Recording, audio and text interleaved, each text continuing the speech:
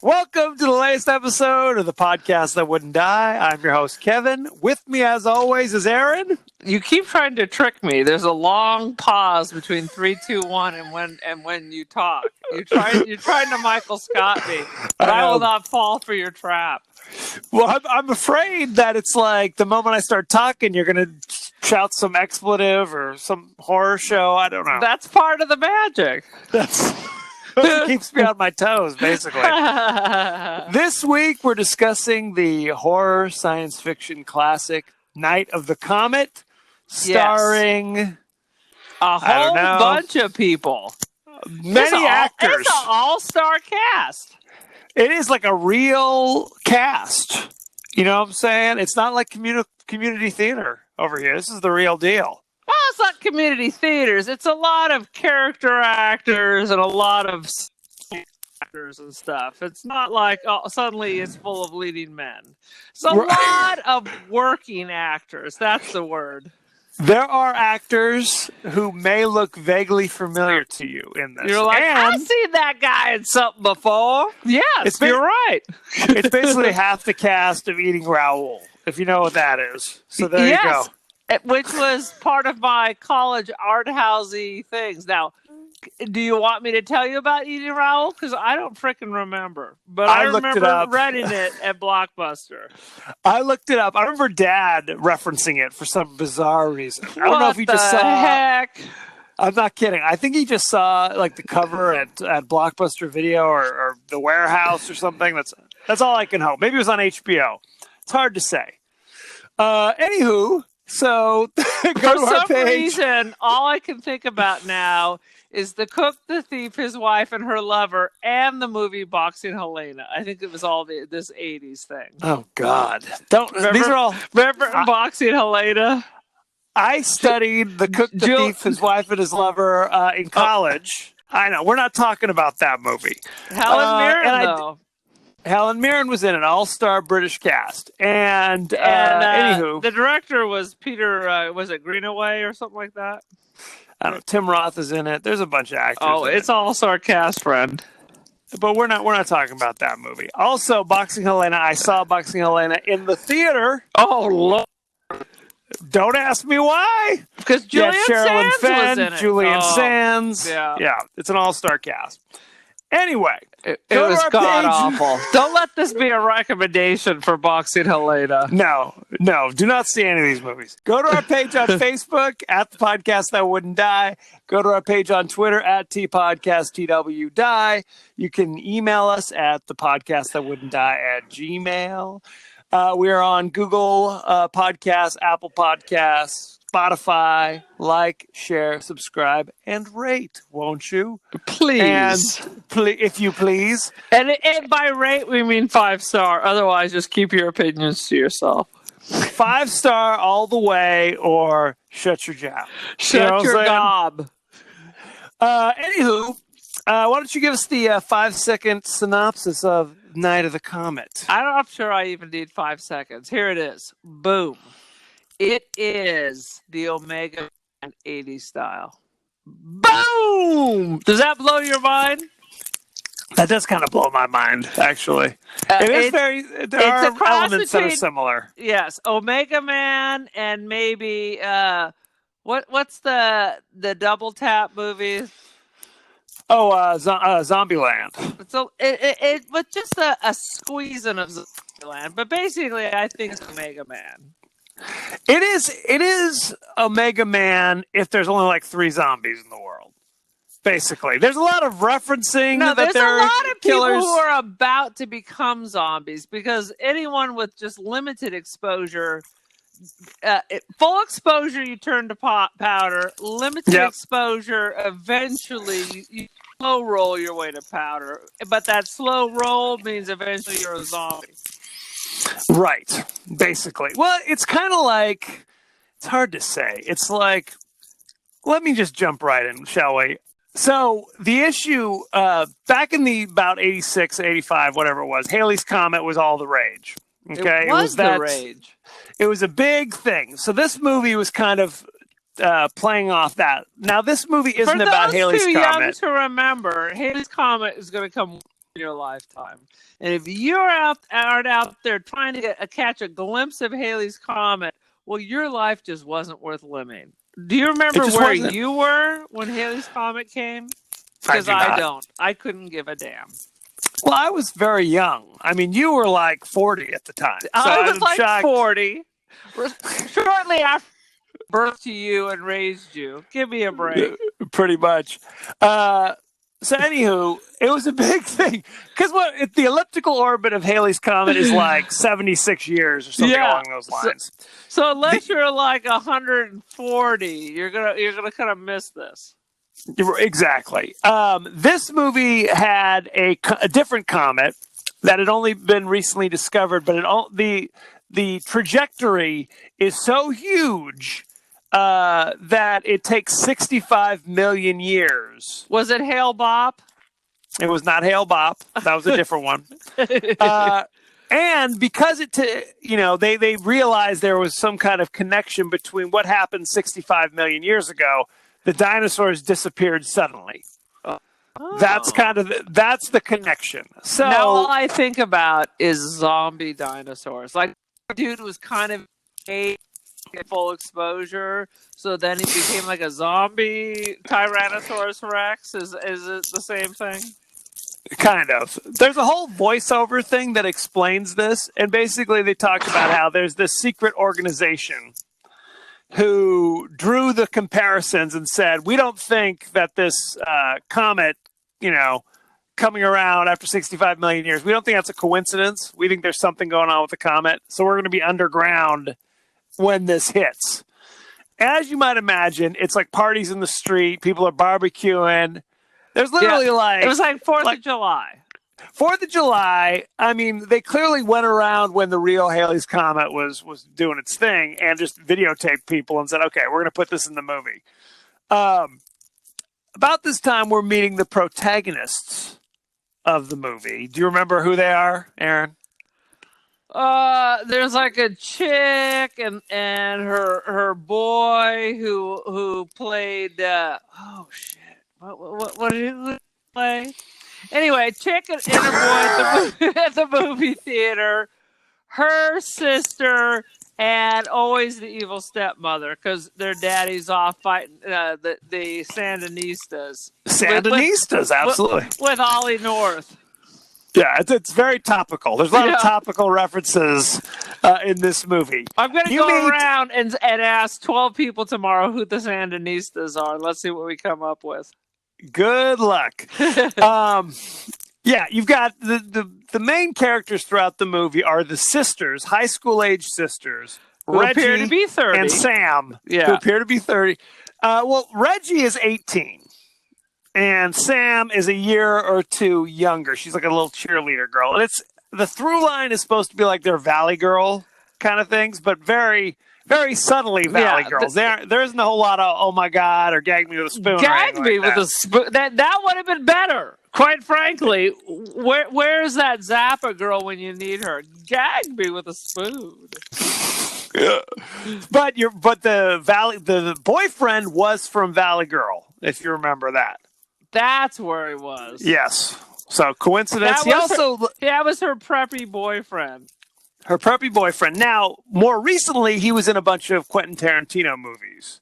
Yeah, he was in Kill Bill. I was just rewatching that. Yeah, he was in Kill Bill. He was in Jackie Brown. And even more recently, he was the head of the neo-Nazi group, the Walter White, spoiler alert, assassinated at the end of Breaking Bad. Okay, so there you go. Quite frankly, if you haven't seen Breaking Bad, you deserve to have it all spoiled. That I can't agree more. So there you have it. So basically what we discover is that anybody who kind of hid out in a steel reinforced area survived the comet, basically.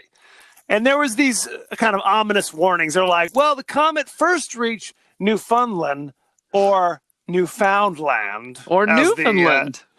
Right. The newscaster kind of says his own crazy pronunciation. But he said, they're the first ones who are going to see this comet. Strangely, we've lost all contact with that part of the world. Exactly. I gotta tell you, a comet is not like a gunshot. It's moving slowly across the Earth. So if we're over here in the valley, as you might say, and first of all, the comet didn't first appear over Newfoundland. You know, people are NASA. There are people who follow these things for a living. Right. So well, that's the thing. It doesn't fly. Knows something. Look, Halley's Comet did not fly through our atmosphere. Newsflash. It was out in outer space, and you needed a telescope to see it. Okay? But for the purposes of this movie, it's literally like the comet came, like, through the atmosphere and, like, circled the, you know. Yeah, the sky is turned to blood. It's a freak show. Yeah, it's a total freak show. Everybody who's out and about is turned to red powder. Boom. So the next morning, they're wandering around, and you see just, like, clothes with dust everywhere. Their stepmother, Doris, you can see her Lee press-on nails literally in the dust. Now, why wouldn't they turn to dust? But because it's only organic stuff, I guess. Interesting. Right? All right. But all right. The dog bites the dust. You see his like little leash there in a puddle of dust. So all right. They all bite the dust. If it's organic things, why are there grass and trees and? Okay, so then maybe what? Mammals and birds and I don't know, animals. You're not animal life. Animal life. Okay. Mm-hmm. I didn't write the things. Okay. I'm not sure you didn't. I'm not sure you didn't.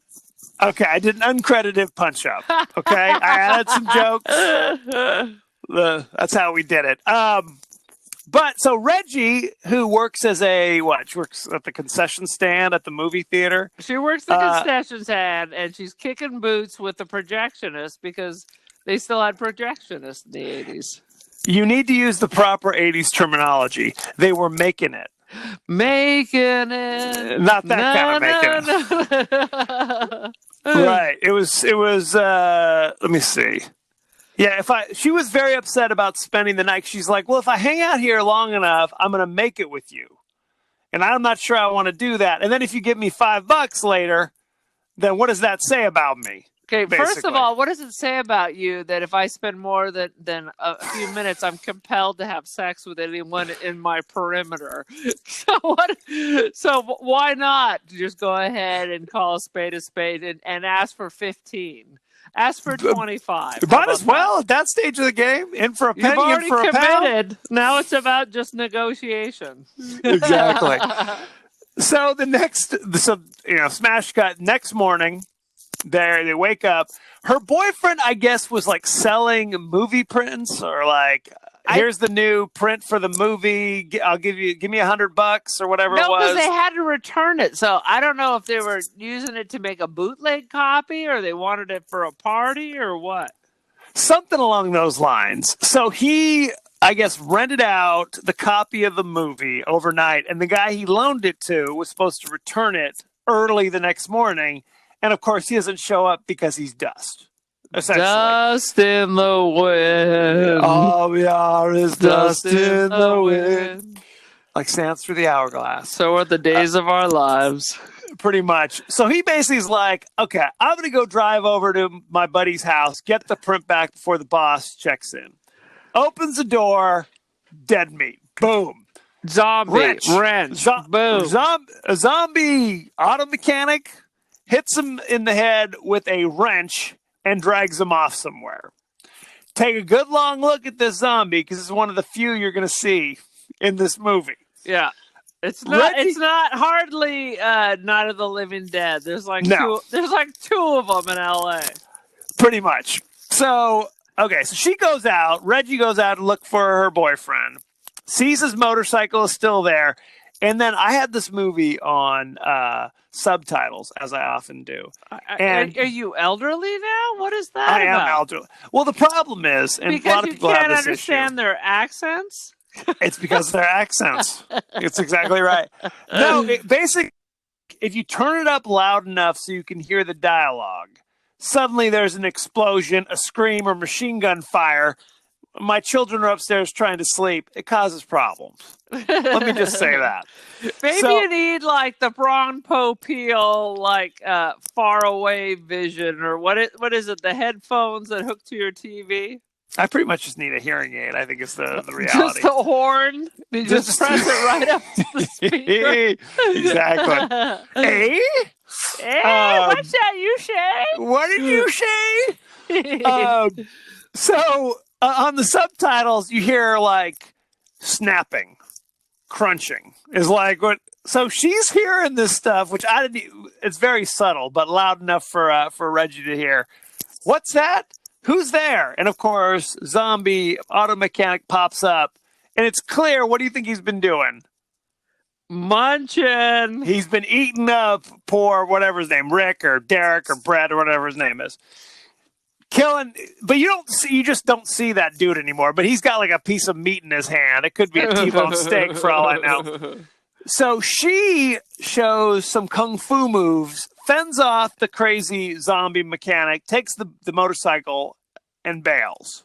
Awesome. She knows like her Krav Maga. She knows how to drive a motorcycle. She's not even flustered that zombies are coming by with hunks of dead boyfriend meat. Pretty much. Or is it a John? We don't know. Because she says, hey, stay away. You think she's just talking smack to a crazy zombie, but then she doesn't. She does some kung fu. So good for her. Yeah, she's tough. She's tough with her crazy boots. She's a tough and her broad. Designer jeans. Yeah. Jumps on the motorcycle, drives home. One thing you notice, though, again, the pictures from outside, there's like 1,000 people in the streets, celebrating the comet coming. When she walks out of that movie theater, you see like one pair of pants and some dust. Makes no sense. Suddenly there aren't that many people. No, at one point, the streets are empty. There's like a single car. This is a downtown L.A. There's a single car on the road playing Christmas music. Are the other cars made out of human meat and are organic? What happened? Well, here's another question for you. When you stop at a stop sign, do you typically put it into park? Oh. Do you set the emergency brake? Oh. Probably not. So if you were turned to dust instantly, your car would have rolled off. It would have rolled off. Exactly. So these are little questions. Do not ask these questions. Do not have these observations. So she rolls home, and it's the same kind of setting where there was obviously there was barbecue going on. There were people out there, not as many as you'd think, but there are some clothes, just kind of, and red dust everywhere. She runs home, running through the house. Doesn't even notice that the barbecue and clothes are everywhere. It's kind of like not even a thought. Beep. She's very concerned about her little sister, Sam. Early, like the night before, she talked to Sam briefly on the phone. And Sam, you meet Sam, you meet the stepmother, Doris, who is evidently getting it on with making it with Cliff across the street, and how their father is battling the Sandinistas in Nicaragua. So he's not around at the moment. No, maybe their father is Oliver North. It could be. We see his picture with his little beret and everything. He's like what is he? Special Forces? Is he Green Beret? I think they say Green Beret. So she rushes home. Sam, she's very concerned. But there's Sam. She pops up in a jump scare, the one of the movie, I think. She's there getting ready for... is that a cheerleader? Ah! No.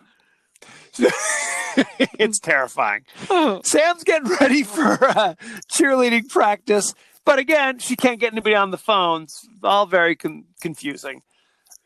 She eventually convinces Sam that, this is what's gone down. This is the reality. Sam's trying to eat her cornflakes in peace. She's not down to hear all this stuff. But what do they notice?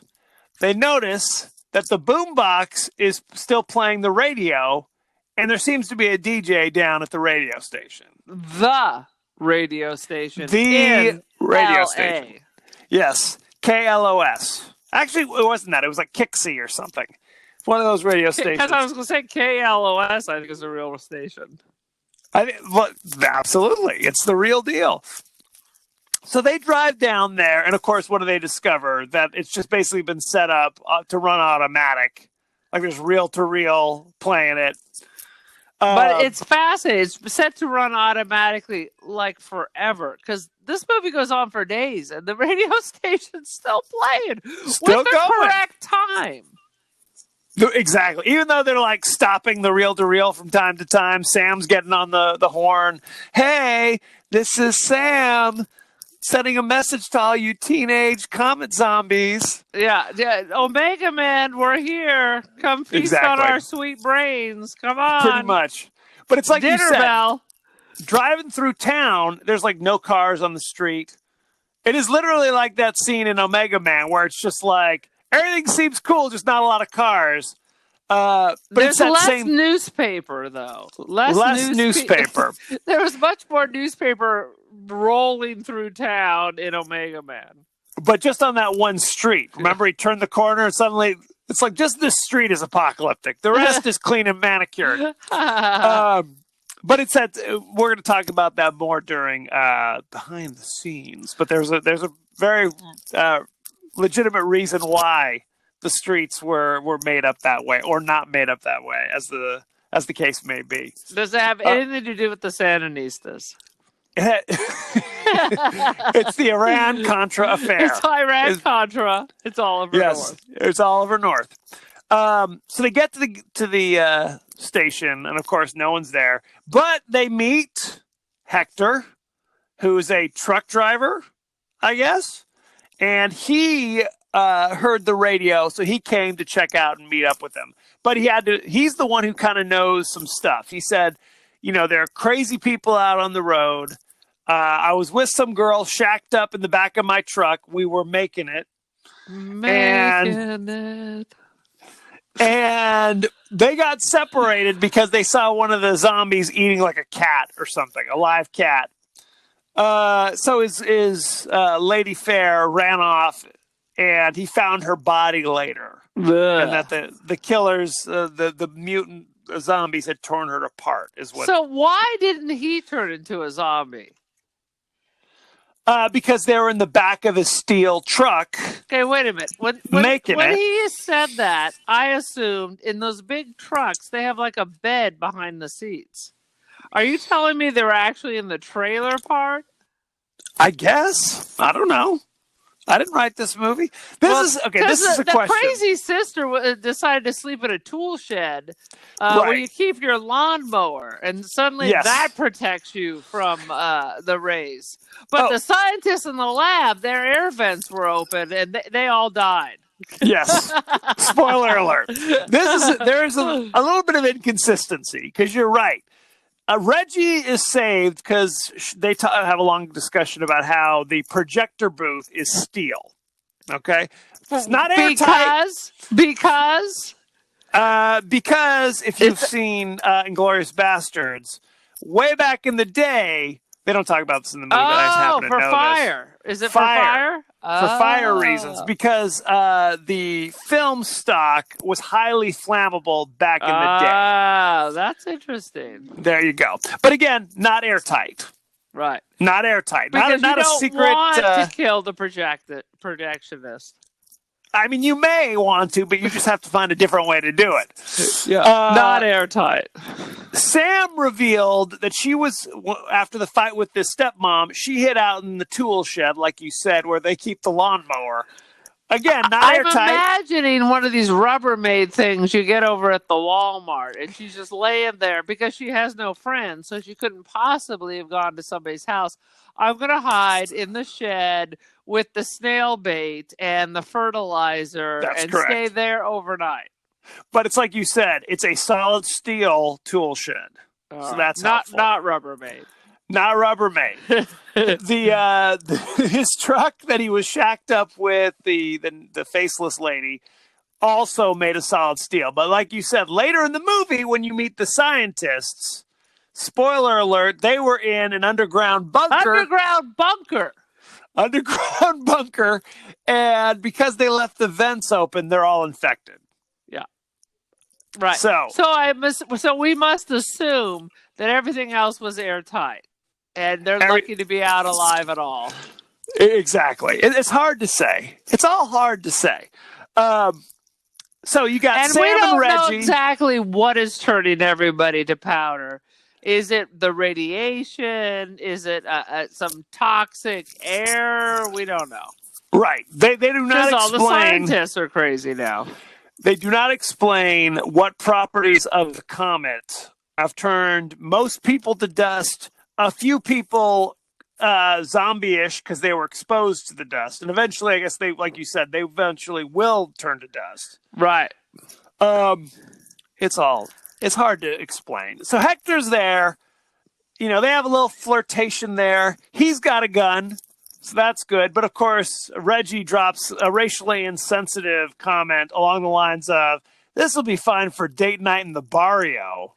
Ooh. Hector. And she makes a point to say his name in that inappropriate way. So things are going swimmingly. Super racist. So good times. Hector promptly says, "Well, I got to go to San Diego to check on my family. Maybe I'll catch up with you guys later. I know we may be the only people left on Earth." Reggie's but deuces. Reggie's like, "Please make sure you come back." Now, question: why don't they just go with Hector? Yeah, why are they hanging out there at the 80s disco Nagel radio station with the red neon? Yeah, no one knows. No one knows. While this is going on, the flirtation with Hector and Reggie, Sam gets on the airwaves and says the request line is open. Yeah. And immediately the phone starts ringing. Boom, boom, boom. And we realize, she says, there are these scientists, they wanted to know where we were, that they'd come and help us, blah, blah, blah. And I'll say this. Scientists should know. They get up in the yellow pages, and they go to the radio stations. That's how we Googled things in the old days. That's the old days. Yellow pages. Let your fingers do the walking. Uh-huh. But I'll tell you this. One thing, I remember seeing this movie for the first time. And they cut to the scientists having an argument about what to do. And I'm going to mess up her name, Mary Woronov, which is not the way you pronounce it, who plays this scientist whose name I cannot remember. I'm going to look it up. Doesn't matter. I know exactly who you're talking about. Rock and Roll High School. Rock and Roll High School. Her name is Dr. White. Dr. White She's probably the most interesting character in real life in this entire movie. Continue on. She's having an argument with Jeffrey Lewis, who plays Dr. Carter. And she says, "We shouldn't bring anybody back here. I'm totally against this." So you think she's the bad guy. Right. And he's saying, "Well, what about the disintegration factor? Are we just going to let that happen?" So you think he's saying we have to save them. Yes. And it's really well done. The way they have this argument. It's good that something was well done. Oh, look at that. How dare you. How dare you. Because it's like all the other mild-mannered scientists are like, "Oh, yes, we have to go send a team down there and get them and bring them here. We have to go. We got to get them." Yeah, you think they're saving them. You're like, who's this crazy biatch? What's she up to? Why is she being so mean? And there's a scene moments later where a helicopter arrives and they bring in two little kids, like, I don't know, 10-year-olds, 8-year-olds, whatever they are. Cute as bugs. And she flips out. And she starts having this loud argument with Dr. Carter while the helicopter's still going, so you can't hear what they're saying. So it's like, it still kind of builds up that kind of mystery. You think she's the bad guy, and they're the good guys. Right. Spoiler alert, it's the other way around. So there you have it. Good times. Red herring. Boom. Red herring. So, while Hector goes to San Diego and, of course, discovers his family's been wiped out, except for one crazy mutant zombie little kid who chases him around his apartment. Oh, I don't care for zombie children. It's very creepy. Very upsetting. Hector grabs a pillowcase and literally shoves two things into it. One picture and one, like, bowling trophy. I don't know what, some kind of bizarre, and that's all he grabs and then leaves. Yeah. It's like, okay, because he's running away from the little zombie child. Anyway, Reggie and Sam get Mac 10s, and they are shooting up the... Remind me, they got the Mac 10s where? Because their dad was a colonel with the Green Berets. Oh, they got them at home. I gotcha. No. He used to take them target shooting at the Los Alamitos Special Forces Reserve National Guard base. Oh, so they're all over LA. They're all over the place. So they're able to go down there and get a couple of these submachine guns. But of course, they establish that they don't work that well. They kind of misfire, and they have problems. And at one point, Sam says, like, Dad would have gotten us Uzis. They decide, since we're just chilling here, let's go shopping. They really should have leaned into the chicks with guns things a little heavier. Would have been a little funnier. I agree. I love that stuff. Good times. Yeah. But Sam and Reggie have an issue right now because Reggie and Hector had some kind of chemistry. We're kind of flirting a little bit. And Sam's like, you've stolen every guy I've ever had my eye on, and now you've stolen the last guy on Earth, essentially. Yeah. And it's true. It's a sad situation. Poor Sam. They have Poor to Sam. They have to work at a timeshare situation. I don't know. They got to figure something out. Yeah, okay? Draw straws, sister wives. They got to do some sister wives action. Yeah. Anyway, they decide to go to the ball, and there was that obligatory 80s musical montage while they try on clothes. Very important. And it's a knockoff Cyndi Lauper singing "Girls Just Want to Have Fun." It's not the real Cyndi Lauper. This in the 80s. 80s is all about, we don't want to pay for music you've heard, so we're going to get some Muzaki shitty version and play that instead. That's correct. It was "Girls Just Want to Have Fun," but not Cyndi Lauper singing it. It was like somebody else. I don't know. It's very sad. And do you recognize where they're at? I do not. What mall is it? So this is Bullock's Wilshire downtown on Wilshire Boulevard in downtown LA, the exact same place where they filmed Christmas Vacation when they went lingerie shopping. Oh, very good. Very good. I think it was already closed back then, but I saw on Facebook the Atlas Obscura. So often throughout the year they'll open it up to photographers, and they still shoot films there, but otherwise it's just empty. Oh, that's a sad situation. That whole kind of LA, that part is starting to revitalize, but it ain't revital. I guess not. I guess those zombies finally got their way. That's it. So, they have to keep the doors locked. That's where they seal up the zombies in DTLA. Pretty much. DTLA. So while they're doing their musical montage, we notice that they're being watched on the security cameras, and we see crazy mutants, zombies, but these seem to be much more aware than the auto mechanic dude. Right. Like they still talk and stuff like that. That one dude looked like Rick Ocasek. I think it was the Cars that was stalking them. It was Rick Ocasek, actually, in his starring role. He was a creepy dude. His weird voice and I'm like, why would these dudes be trying to kill the only girls left on Earth? I mean, right. I was like, what?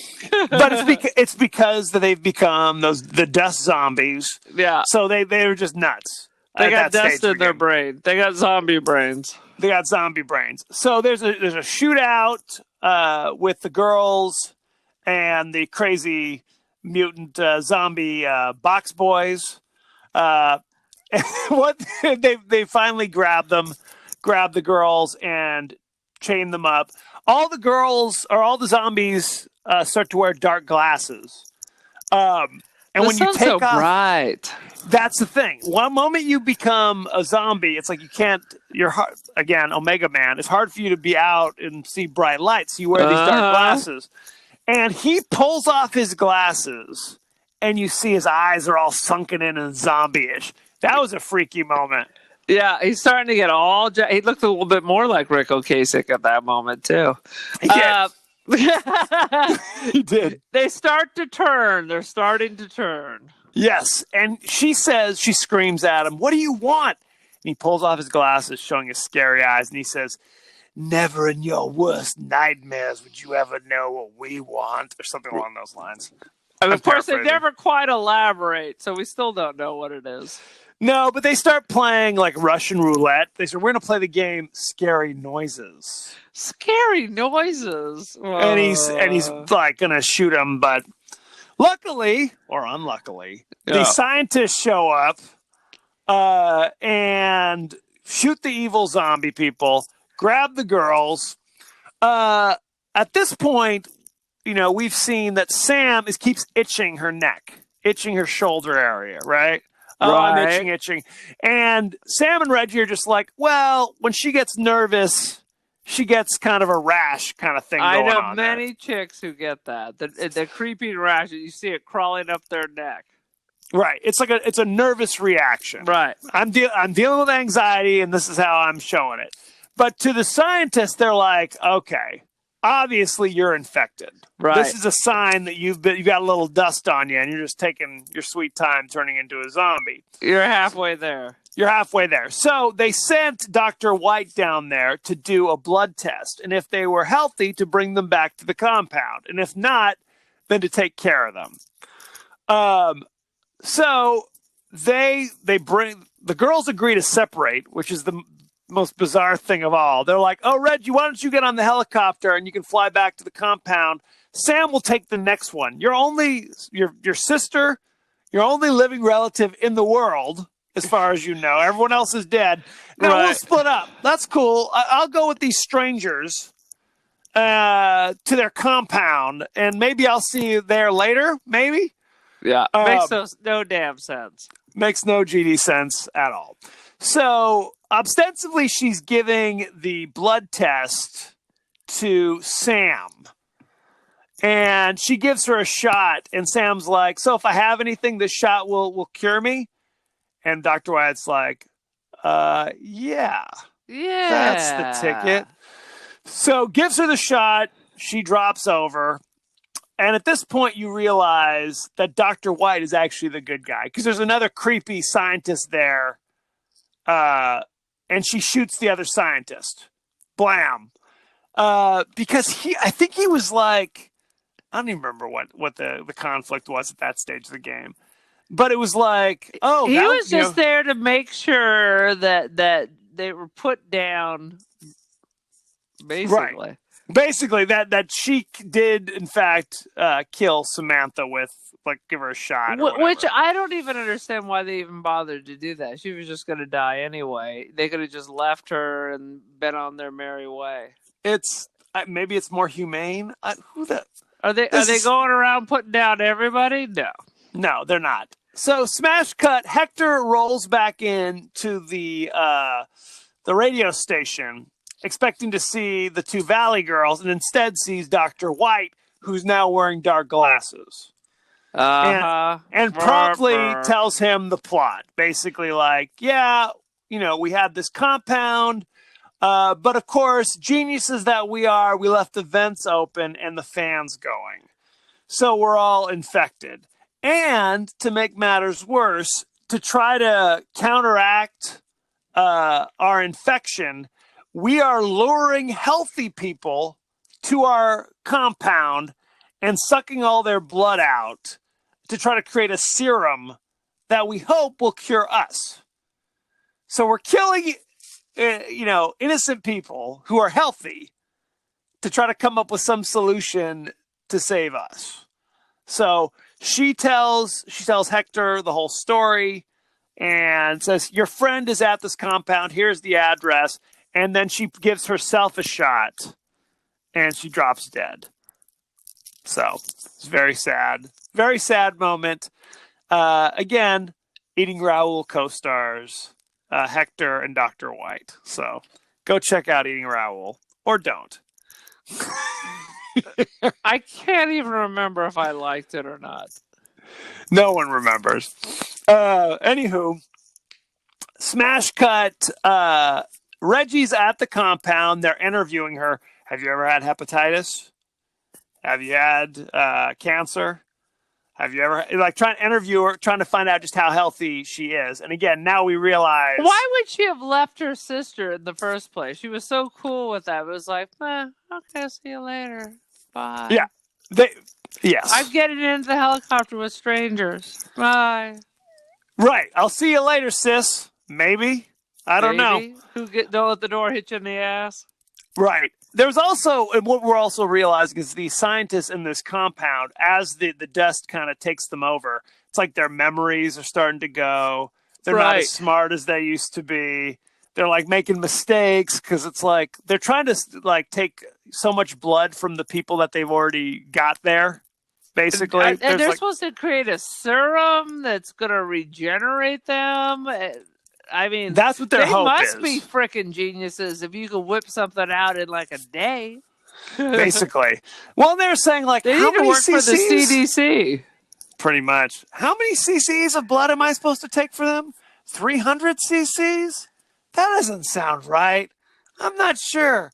Well, we're not going to get 300 cc's from those little girls or those little kids we just brought in. Oh, well, we'll get what we can get kind of thing. They're cold-blooded and they're stupid. Yeah. So it's bad. It's a bad combination.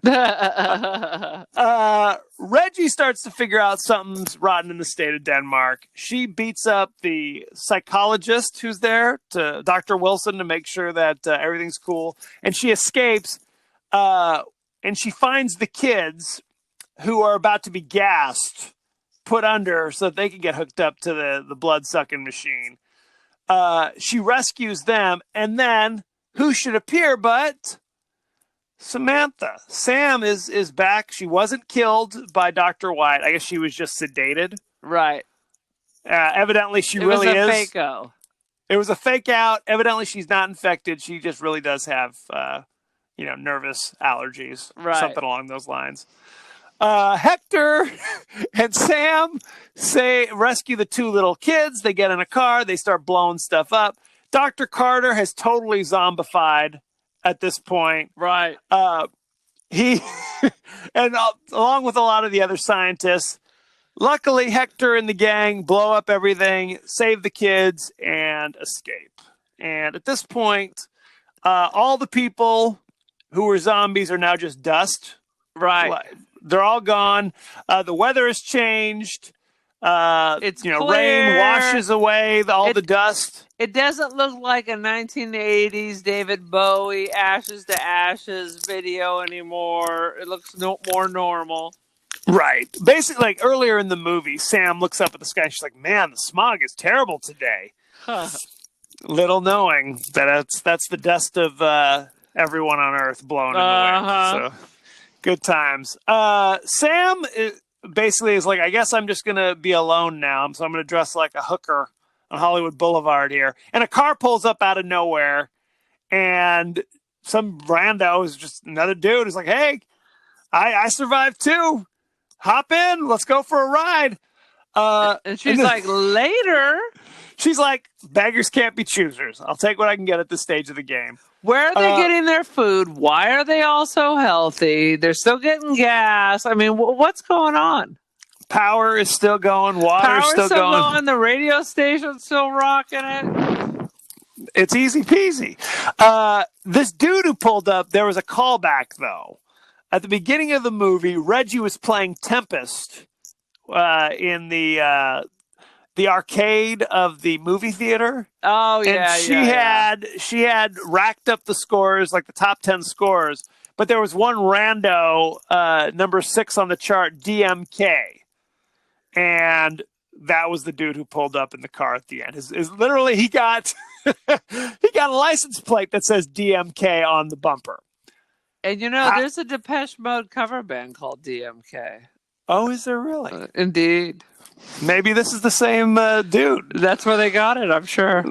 People are people. Now, my question to you is, this is not, like, he stole this car. Right. Right? Is that what we're supposed to believe? Maybe he was just a rich dude who survived. I mean, that's the only thing that makes sense. Because, again, he had a personalized DMK license plate. So unless he went down to the prison and operated his own license plate machine, we and then have took to the time assume that it's just his car then. I guess so. So there you have it. Or Happy days are here again. He's not DMK, but that is DMK's car. Ah, a twist. You're right. The real DMK, dead. Long since dead. No. He's not going to beat the score now. Well, he says his name is Danny Mason Keener. Okay, well, I guess it's so. Maybe just a coincidence. It's a coinky dink. He just combed L.A. looking for a car with his initials. Pretty much. Wah, wah, wah. So there you have it. That is Night of the Comet. So thoughts and feelings. What do you think? Oh, it's a bit of nothing. How dare you? First of all, I mean, I gotta love the '80s, but I don't need to ever see it again. It's not terrible. That's a ringing endorsement. Okay, look, I've seen worse. You have definitely seen worse. I love Night of the Comet, but there's definitely a part of it that's just nostalgia. That I remember seeing it when I was younger. And therefore, I have fond feelings for it. I think all your choices are nostalgia. It's little 10-year-old Kevin making these recommendations. Absolutely. That was the greatest show ever. I would definitely say they should have had more zombies. Am I right or am I right? You mean besides the one, or basically? Well, there's only one. There's only one zombie who truly acts like a zombie. Right. And that was Crazy Auto Mechanic Joe. Right. But even he's talking, he's like, come here. The rest are all just, it's more of like that movie, The Crazies. Did you ever see that? Yeah. It's that kind of thing where it's like, I you get my infected. Students that all the time. You got the crazies? Pretty much. Where it drives kind of normal people kind of crazy, basically. Right. And they become homicidal maniacs. That's kind of more of what this is, although they look kind of effed up and skeletal. So who the heck knows what's happening here?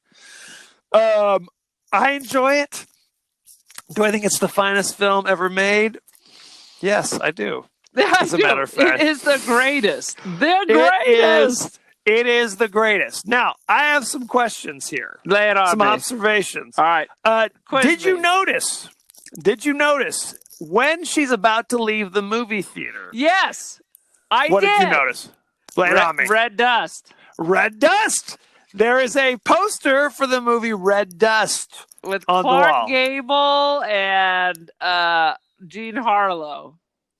Very good. Good times. I wrote it. It's my first note. That's a good note. When she goes to fight the zombie, she's got the keys to the motorcycle in her hands. And she throws them on the floor behind her. Is that like always putting the knife down or the baseball bat after you whack somebody? Well, she was like, I'm about to fight you. Let me put the keys down. Yeah. How about not? Or put them in your pocket. I don't know. It's hard to say. It's all very strange. I did not make a note of that nonsense. You got to make a note of that.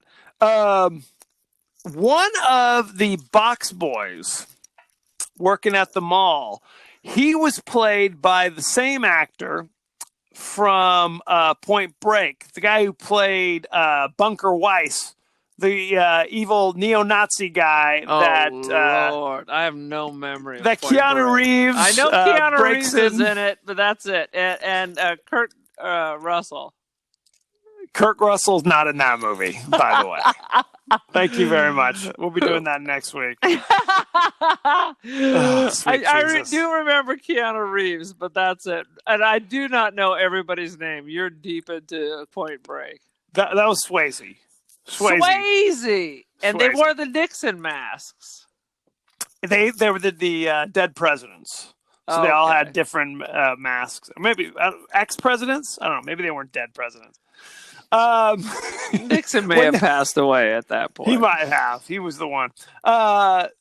When they're in the shootout in the mall, Sam loses her gun because she's doing, getting dressed up, putting on a feather boa, and leaves her gun to the side. So one of the zombies grabs it. Right. So she resorts to throwing shoes at the zombies. Yeah. That seems like a bad idea. Again, the zombies have guns.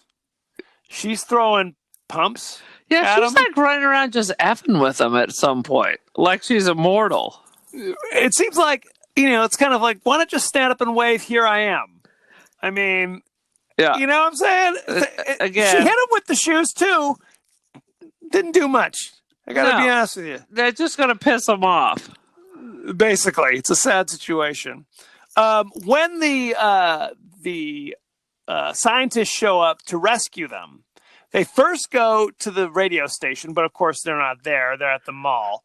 And they sit in the middle of downtown LA. And you're like, where would teenage girls go? Okay, well, the mall. There's a mall right here. Cool. I have no issue with that. How long do you think it would take them to search the entire mall before they made their way down into the basement? They're in downtown LA, and then they're at the... Is it supposed to be the Galleria? I mean, they made a point of saying it's they're Valley girls. So they go from downtown LA into the Valley. I mean, isn't that what they're implying? If they're Valley girls, they'd be in the Valley. It's hard to say. But let me just say, they would not find those girls. The girls would be long dead, and that would be the end of the movie. That'd be the end of the movie. Yeah, they wanted them for squeezins, for the serum. Is that what it was? They wanted them for squeezins. They wanted them for squeezins. One thing I noticed, the underground bunker always seemed to be like smoky. Did you notice that? Like there were like dry ice machines going in every single room. It's like, is there a fire? There's some dude in the back with his Pall Malls. They're like, I told you we needed to vent this place. Basically. It's like, don't look too close. Either the bunker is totally on fire, or people are just like blazing it up in every room that they go into. That's right. Well, they don't have to worry about cancer now that they're zombitizing. Light up. Light up. Jesus, Mary and Joseph. Let's hit some behind the scenes stuff here. Do tell. Mostly I just took notes about the actors and stuff.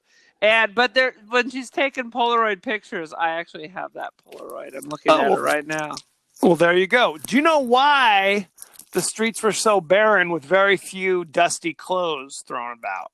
Because everybody was at barbecues watching the thing, having parties. Wrong. It's basically they were kind of guerrilla shootings. They had to get to LA like at the crack of dawn every morning.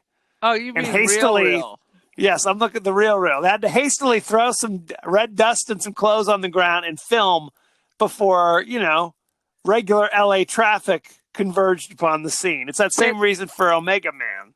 Same thing. Well, let's be straight. First of all, you can get permits to close down places. That costs money. It does cost money. This was not the movie that had money. Let me tell you now. I don't know which of these, the 405 or whatever. I'm not sure what time of day it is empty. But it's not any time when the sun is up.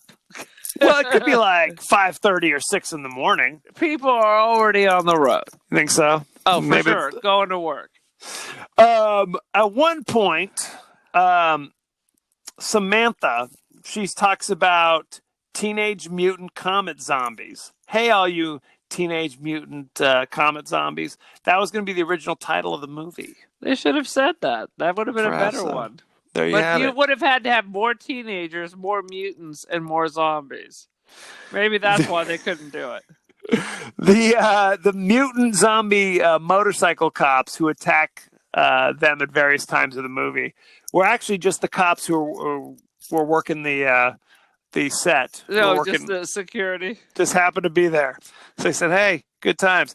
The main actors, you had Catherine Mary Stewart, who played Regina, or Reggie. Right. And you might remember her from... Star Trek Voyager. That's entirely possible, but that's not what I was going to say. What were you going to say? The Last Starfighter. Oh, never saw She was the love that. interest. No. Weekend at Bernie's. Never saw it. She was the love interest. She was in that horrible musical called The Apple. If you remember that one. Is that what Gwyneth Paltrow named their child after, the musical? It was such a successful musical from 1980 that they named their children. Never freaking heard of it. Very upsetting. That's pretty much, I mean, she's been working ever since. But I'm just going to tell you that everyone who worked in this movie was either A, in Eating Raoul, B, Star Trek Voyager, or C, The Chopping Mall. Chopping Mall, absolutely. Kelly Maroney, who played Samantha or Sam, this was her biggest thing. I think she was on like Ryan's Hope for a few years. No, she was in Fast Times at Ridgemont High. She had a small role in Fast Times as the cheerleader. Hey, it's still a bigger movie. That was a huge movie. That was a huge. No, I'm not disputing that. I'm just disputing. You? How dare you? I dispute that she had a big role in it. No, she had a blink if you miss it role in it.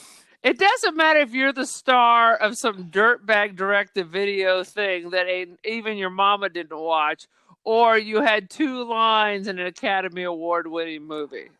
What's the Academy Award-winning movie? No, I'm just...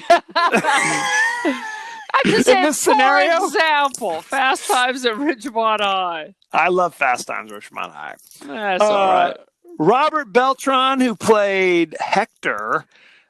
What is he? He's from, we said, Eating Raoul. And Star Trek. He was Star Trek Voyager. No, I have notes that Regina's in it, too. Do you know what he's also from? Bakersfield. I was just going to say that. He's from lovely Bakersfield. There you go. Local boy makes good. He was so handsome. You know he looked like one of Mom and Dad's friends. He looked like Mr. Castanon. Okay. I'll take your word for it. Do you know who that is? Yeah, of course. He was my junior high vice principal or something. Yeah, it was the science teacher. No, Raymond Cree. What did he teach? No, he's the vice principal. He was the vice principal? Or the principal or something. I remember I got in trouble on the bus and I had to go, and it was Mr. Cass, and I was like, oh, shit. He's got Mom on direct dial. Pretty much. Mary Winora, God, I messed up her name. Mary Woronov. I'm sure I'm still butchering it. She was in, of course, Night of the Comet. She was also in Eating Raoul. Yeah. She was in Death Race 2000. Oh, my God. She was in all sorts of things. Warlock with our friend Julian Sands. Rock and Roll High School. Rock and Roll High School. The list goes on and on. And she was the mom in that Suicidal Tendencies video institution. Like, all I wanted was a Pepsi, but she wouldn't give it to me. That's the mom. There you go. Jeffrey Lewis played Dr. Carter. She's a star in all the old Andy. She was part of the Andy Warhol scene. That is correct. I want to read her autobiography, man. She seems like she'd be a fascinating character. Jeffrey Lewis, who played Dr. Carter, was in 10 million things. He was in like Every Which Way But Loose. He was in Maverick. He was in what the hell else? Thunderbolt and Lightfoot.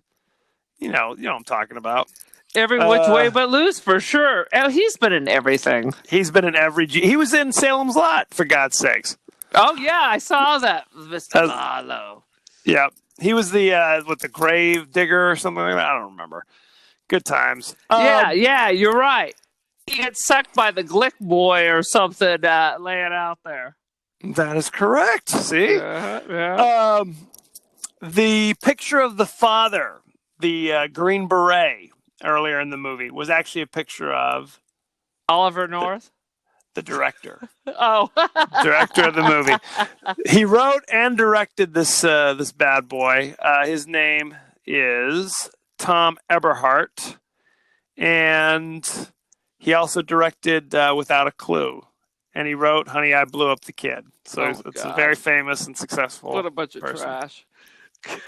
So there, yeah, long and distinguished career. So there you have it. Any last thoughts or feelings before we move on with our lives? Oh, it's a slice of 80s life. I don't know what else to say beyond that. It had potential. It doesn't need to be remade. It is definitely a slice of the 80s. I think it has very strong moments. I enjoyed a great deal. Like I said, if you're going to have a zombie movie, I need more zombies. Give me some more zombies. That's all If I'm it's saying. a Comet movie, how about at least showing the comet? You know, why not? Give me one shot of the comet. That's all I'm asking for. Good times had by all. Any last thoughts? Nah, I got nothing more to say. Oh my God! What do you got? The Empha? You got the tuberc? I think I got a little bit of that comet dust in my Got some throat. comet dust. You got some of that coronavirus that's spreading over from the China. Pretty much. It's a sad situation. So, thank you very much. Go to our page on Facebook at The Podcast That Wouldn't Die. Go to our page on Twitter at TPodcastTWDie. Email us at thepodcastthatwouldn'tdie@gmail. We're on Apple Podcasts, Spotify, Google Podcasts, etc., etc. And Aaron, you have your own personal Twitter account. The Cult of Aaron. So do yourself a favor and join the cult. Do yourself a favor and watch the new Pope, especially if you watch the young Pope. Oh, it's so good. What about the two popes? That was good too. It's all popes. It's all about the popes. Old Pope, new Pope, young Pope, whatever. Except the new Pope has Malkovich. I've heard that. Oh, yes. So thank you for joining us and be well. Be well, people. Lates.